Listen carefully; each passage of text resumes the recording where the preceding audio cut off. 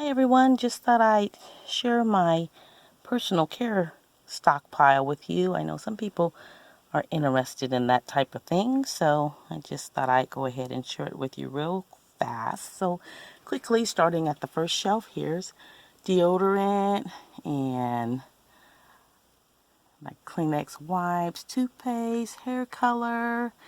Next shelf is my bar soaps and lotions, and then some essential oils here. And this shelf here is all my body wash.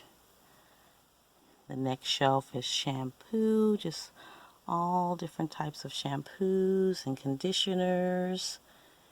And my next shelf are mouthwash, Swiffer, Kleenex, and then down here on the floor it's just all kinds of miscellaneous items that wouldn't fit on my shelf.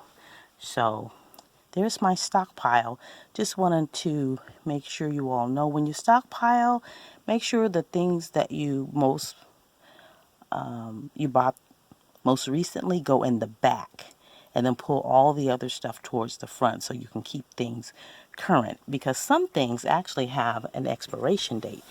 Like, did you know that toothpaste has an expiration date? I don't know if you can see it. See down at the bottom?